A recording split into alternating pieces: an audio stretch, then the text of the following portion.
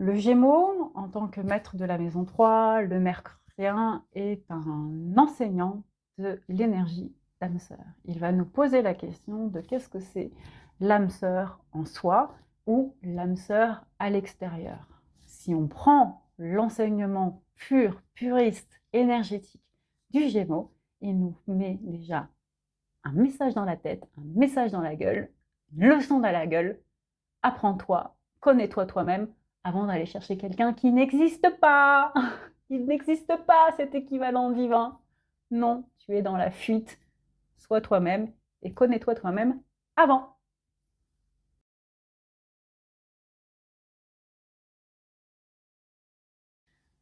Pour retrouver la base, on va aller lire Platon et on va aller lire un de ses livres, je trouve, qui est le plus accessible de tous, qui est Le Banquet. Parce que franchement, je ne sais pas si vous avez lu Platon, en tout cas pour moi, ça n'a pas été une des lectures les plus faciles au monde. J'ai mis beaucoup de temps à rentrer dans Platon. Bon, après, il a fait partie quand même d'une des bases de ma thèse.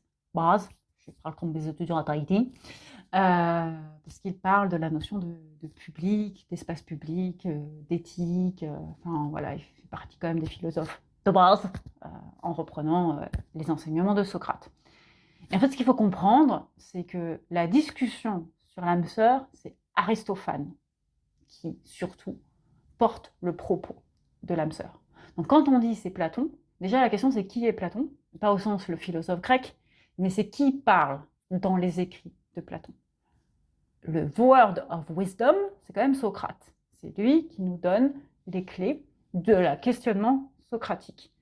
Donc là, quand on dit c'est Aristophane qui nous parle de l'âme sœur, déjà il y a red flag, les amis.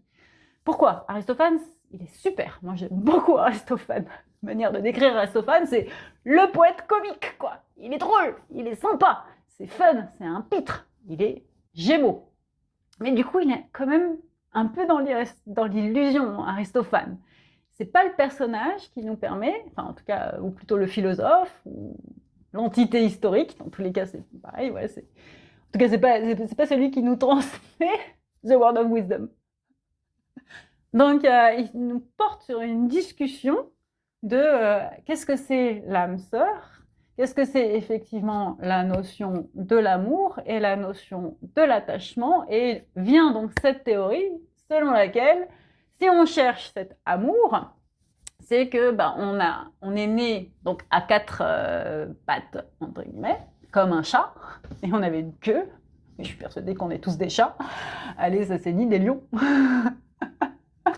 Qu'on a été divisé en deux parce que Dieu, forcément, il veut nous diviser en deux parce qu'il est tellement méchant, ce Dieu, qui nous a divisés en deux pour qu'on ait voilà, deux jambes, deux bras d'un côté et deux jambes de l'autre côté et qu'on passe notre vie à chercher les deux autres jambes et deux autres bras. Voilà, c'est ça, c'est le but de Dieu, quoi. C'est qu'on manque de quelque chose. Dieu, c'est ça. Déjà, rien que ça, on se dit qu'il y a un problème. C'est pas possible. Dieu, il veut pas ça. Dieu, il veut notre bien.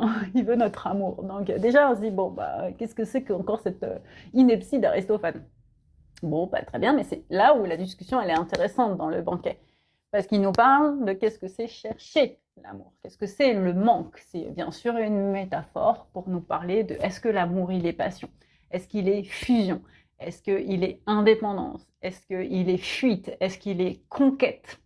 Donc, du coup, l'âme sœur chez Platon, telle qu'elle est racontée aujourd'hui, a un côté mythique, mythologique, qui n'est pas, je trouve, assez fidèle à ce qui se passe dans le texte du banquet. Et d'ailleurs, il y a pas mal d'analyses, parce que là, j'ai été relire des mémoires, des thèses, un peu pour me dire, bon... Puis j'ai été relire aussi un peu le banquet, quoi, en me disant, allez, on va aller regarder, on va aller à la source, quoi. C'est toujours, moi je dis toujours, c'est quand même, ces dialogues, voilà, je trouve que c'est quand même pas toujours facile à lire. Je préfère peut-être le Critas, parce que le Critas faisait partie de ma thèse et qu'on l'a étudié en prépa, mais on avait aussi étudié le banquet. Et moi, j'ai trouvé que le banquet c'était long, quoi, et j'ai du mal avec justement cette discussion sur l'amour. J'en comprends le sens et j'en comprends l'essence, qui est de nous dire, l'amour, c'est quelque chose qui nous enseigne une forme de raison et de raison d'être à nous-mêmes et d'être à l'autre. Et il nous parle aussi, bien sûr, par exemple, de Eros et Psyché. Et l'histoire de Eros et Psyché, c'est quand même la nana qui trouve un super mec, le mec, il la trouve trop belle, il l'a choisie, Et puis, bah, elle commet la bêtise d'aller chercher dans ses affaires, et tout d'un coup, elle devient bah, la psyché du monde, quoi. Donc, la question de c'est quoi notre esprit, notre rapport à la volonté d'esprit. Alors, elle va te pardonner parce que Eros l'aime tellement. Mais après, voilà, c'est parce que bah, peut-être que Eros est Eros. On en revient sur c'est quoi l'Eros, le désir, le plaisir, l'érotique. Et la psyché, l'esprit. Ouais, bon, je résume. Et là encore, ce n'est que mon point de vue, parce que c'est bien plus dense que ça. Mais ce que je veux vous faire dire, c'est que tous ces textes, alors le texte de Platon, il n'est pas un mythe, c'est un texte philosophique qui est rempli justement de pistes, de questionnements, d'enquêtes, ce qui va plaire d'ailleurs à un Gémeaux, alors que bah, la mythologie grecque telle qu'on nous la raconte, déjà telle qu'on nous la raconte, telle qu'elle a été traduite, mais nous propose bien sûr des entrées, et bien sûr que le mythe de Héros et Psyché, en études de psychologie, bah, c'est très intéressant pour pouvoir amener notamment sa propre réflexion, mais aussi les patients, sur c'est quoi l'amour, le Eros, le désir, le plaisir, le psychique, voilà, le psychédélique. Allez, vas-y, continue. Pour moi, c'est la question de la création de l'homme et de la femme et de la complémentarité de l'homme et de la femme sur Terre. Alors bien sûr, ce que nous parle cette notion de on serait divisé en deux et on cherche notre autre moitié, pour moi ça fait référence, et c'est là où peut-être ce que nous dit Aristophane a du sens, mais ça vient a priori avant Jésus-Christ. Qu'est-ce qu'elle nous dit la Genèse quand on la lit en hébreu, alors en araméen, ça je ne sais pas, mais pour moi c'est l'hébreu la base, la traduction. Bien sûr, c'est la langue première, c'est l'araméen, mais voilà, moi je connais plutôt par l'étude de la traduction hébraïque. Et ce qu'elle nous dit, c'est que Dieu, dans la Genèse, crée l'homme et la femme d'une poignée de poussière, d'une poignée d'argile. Hein, et il va diviser cette poussière, cette poignée d'argile en deux, et il va former la femme et l'homme à partir de cette poignée d'argile. Donc là, la vision de cette idée d'une division, oui, je comprends, mais pour moi, c'est de l'argile. Donc, c'est art de Gilles, qui je suis, qui il est, qui est l'être humain, qui est aussi mon isolement, peut-être, si on revient sur insularité. Mais c'est surtout de dire c'est très neutre. Et c'est je modèle un homme, je modèle une femme. Bien sûr, la Genèse telle qu'elle a été traduite, avec l'aspect, je suis désolée, hein, je suis assez engagée sur ce que je pense et sur ce que je dis. La Genèse telle qu'on nous la donne dans la version, on va dire, la plus commune aujourd'hui, elle est patriarcale, et elle nous dit qu'au début, il créa l'homme et la femme à son image, donc l'homme et la femme sont au tout début, je crois que c'est alinéa 9 de la Genèse, donc il n'y a pas de problème, tout le monde est égal, et puis voilà, il y a un homme, il y a une femme, il n'y a même pas de conscience de séparation. C'est-à-dire que là, c'est les deux, ils sont ensemble. D'ailleurs, quand l'Esprit de Dieu, il flotte sur les eaux mâle et femelle. Pareil, il n'y a pas de distinction, tout le monde a la même enseigne, et on s'incarne, et il n'y a pas de manquant, en fait. C'est juste, on vient tous les deux, boum, pouf. Et en fait, plus tard, dans la Genèse, donc version pour moi patriarcale, Adam tire Ève de sa côte. Yeah, super, il ne peut pas respirer sans sa femme, donc déjà, bonjour la situation pour le mec qui ne peut pas respirer sans sa femme, ce qui est vrai en l'occurrence, hein, beaucoup d'hommes sont incapables de se relever si la nana se barre, ils ont une moins grande capacité de résilience que le féminin. Et c'est comme ça, il faut bien qu'il y ait une inégalité de comportement et de sexe là-dessus, puisqu'il y a d'autres qualités chez l'homme que la femme n'a pas. Mais en fait, on nous parle surtout de la complémentarité. Et c'est là où je trouve que l'héritage sur l'âme sœur, qui nous vient de Chine, qui nous vient de l'esprit taoïste, de l'esprit asiatique, j'aurais envie de dire qu'il y a le yin et le yang. Le yin et le yang ne peuvent pas exister l'un sans l'autre. Et tout le monde me dit, ouais, mais tu sais, le yin et le yang, si tu l'agites, ça devient blanc. Donc si le blanc, c'est le yang, et que le yin, en plus le yin, c'est noir, donc tu vois, on retrouve l'idée de la femme, c'est l'ombre, c'est le noir, c'est toxique, c'est ce qu'on ne voit pas, c'est le secret, blablabla. Et puis de toute façon, ouais, non, mais le blanc, c'est la couleur de la pureté, c'est la couleur de la fractale qui fait tout passer. Il n'y a pas d'histoire de blanc, de noir, de machin. C'est juste comme ça. Voilà, le blanc, il fait tout traverser, donc c'est pas une question de le blanc qui représenterait le yang est supérieur au yin. Non, c'est juste, on revient sur l'énergie de création qui est symbolisée par le blanc et par le fait de laisser passer la lumière. C'est tout. Mais de toute façon, il n'y a pas de blanc, il n'y a pas de noir, il n'y a pas de yin et il n'y a pas de yang. Voilà, c'est dit. Donc, on nous enseigne la complémentarité. Et le jumeau est vraiment, le Gémeaux est là pour nous parler de complémentarité. Et c'est une manière surtout de comprendre notre complémentarité de création si on revient sur le thème du jour. Allez, je vais faire une vidéo séparée là-dessus parce que c'est important d'en parler pour le jumeau et pour le Gémeaux. On va parler rapidement. Enfin, je sais combien je peux vite parler parce que c'est mon côté Gémeaux qui aime parler de ça. Pour faire vigilance là aussi comme l'âme sœur.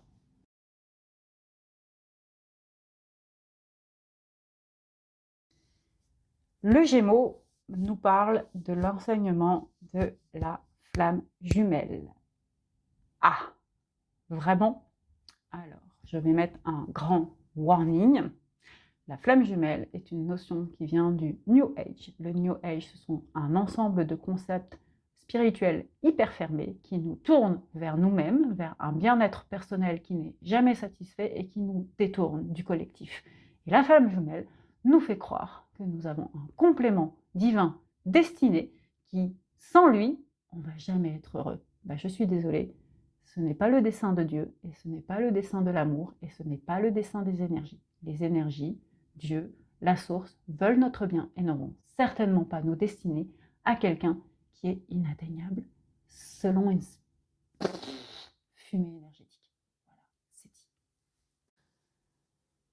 Le Gémeaux nous parle donc façon New Age de la flamme jumelle. En fait, pour pouvoir poser mon propos et pourquoi je mets énormément de warning et de méfiance sur la flamme jumelle, il suffit d'aller regarder ce qu'on nous dit sur la flamme jumelle. Déjà, c'est un concept qui arrive dans les années 90, donc qui est assez neuf, qui nous vient d'une femme qui appartient à une secte. Donc déjà aussi, c'est warning, warning, warning, et qui nous dit, attention, j'ai canalisé Dieu, quoi. C'est comme l'ensemble des écrits qui nous dit, j'ai canalisé Dieu et je vous annonce une nouvelle ascension, un nouveau Christ, un Christ féminin, qui nous balance des concepts en nous disant, comme vous ne savez pas, parce que vous n'êtes pas chaman, vous ne pouvez pas comprendre, donc suivez ce que je vous dis, parce qu'en fait, c'est tellement spirituel que je suis l'élu et vous êtes des élus si vous écoutez mon message. Donc déjà, si on vous dit élu, warning, warning. Jésus ne dira jamais qu'il est l'élu de Dieu, par exemple. Il va dire, je suis le fils de Dieu. Et être élu en fils de Dieu pour aller se retrouver sur une croix, je ne suis pas sûre que ce soit vraiment super sympa. L'aspect élu, l'aspect élite. L'aspect élite est très dangereux en énergie. Il est très intéressant au niveau hiérarchique de la planète. Dire qu'il y a des élus sur Terre au sens, ils portent une hiérarchie, ils portent un statut royal, ils portent un héritage. Et souvent, quand on est élu au niveau de la Terre, ça veut dire qu'on est un roi, une reine, qu'on est voilà, une princesse, un prince, et qu'en fait, on est l'héritier d'une dynastie qui a fait tout son job pour pouvoir garder un certain nombre de codes, de valeurs, afin de driver la société. Et les personnes qui me disent « Ouais, les rois, les reines, il faut tous les tuer. Ouais, les rois, les reines, c'est blablabla. » Enfin, vous ne savez pas tout le boulot qu'ont fait leurs ancêtres pour pouvoir former ces esprits dans le but de diriger un pays. Et j'ignore si la démocratie, c'est mieux. Ça fait à peu près 200 ans qu'on la vit véritablement, en tout cas en France et dans énormément de pays de notre société. Mais derrière l'idée de démocratie et de la formation de nos élites qui nous gouvernent, c'est la qualité des écoles et des universités. Parce qu'on a déplacé ce quotient d'héritage, de patrimoine et de capacité à gouverner dans un domaine public. Alors que le roi, la reine, la royauté, c'est un domaine privé, mais qui exerce sur le public. Donc là, Eli, lama sabachthani, donc Dieu, entre guillemets, oriente pour moi, le message de l'élu, il n'est là que pour désigner un certain nombre de personnes sur Terre pour qu'elles guident le collectif.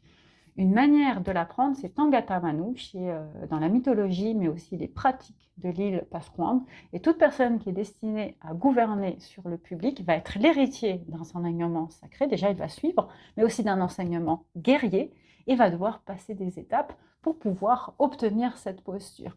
Donc c'est important de comprendre que quand on nous parle de concepts spirituelle, quand on nous parle, quand on nous propulse dans cette autre version de nous-mêmes, c'est qu'est-ce que ça crée à un niveau vraiment énergétique? Est-ce que ça crée de la séparation? Est-ce que ça crée du manque? Est-ce que ça crée une projection qui est complètement neptunienne, spirituelle au mauvais sens du terme, au lieu de permettre une création terrestre? La flamme jumelle ne me propose pas une création terrestre. Elle n'est pas en train de me dire, il y a un homme qui a été créé pour toi pour servir le collectif. Ça arrive souvent à la fin.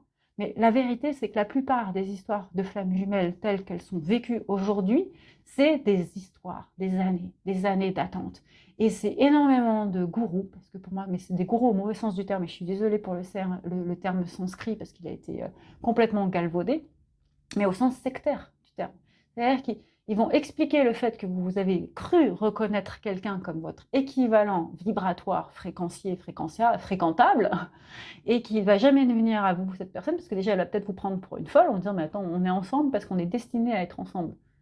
Vous trouvez déjà pas ça dingue de le dire de manière juste humaine? En fait, l'amour, ça se décide à deux, et Dieu vient bénir votre union, ou la source vient bénir votre union, ou l'amour vient bénir votre union. Ça veut dire que vous bâtissez votre histoire d'amour, et si effectivement vous avez une union qui vous élève parce que vous avez une foi en commun, la plupart des couples qui résistent et qui sont des beaux couples et des couples inspirants, c'est quand même souvent des couples qui partagent au moins une foi en commun. Et s'ils n'ont pas une foi en commune, parce qu'on peut avoir des couples avec des obédiences religieuses très différentes, c'est souvent la foi, les mêmes valeurs. De toute façon, le fait qu'ils soient croyants tous les deux, même si ce n'est pas la même religion, va les amener à être un couple très sain. Ils vont avoir les valeurs en commun. Enfin, je le dis puisque au Maroc, on a beaucoup de couples qui sont mixtes et qui sont souvent chrétiens, musulmans, ou un peu plus rares quand même, mais ça existe, juifs, musulmans, et ce sont souvent des couples qui sont très sains parce qu'il y a cette croyance en commun. Donc c'est vraiment important de se dire que la FJ, elle me pose une question fondamentale sur mon rapport à la foi et sur mon rapport à comment je me positionne dans la manière de concevoir la foi. Et ce qui me dérange profondément dans la FJ, dans le New Age, c'est qu'elle nous propose un savoir qui n'est pas tangible. Il n'est que, et je le dis en étant astrologue, médium, chaman, le tangible et l'intangible, c'est essentiel dans la pratique des savoirs sacrés.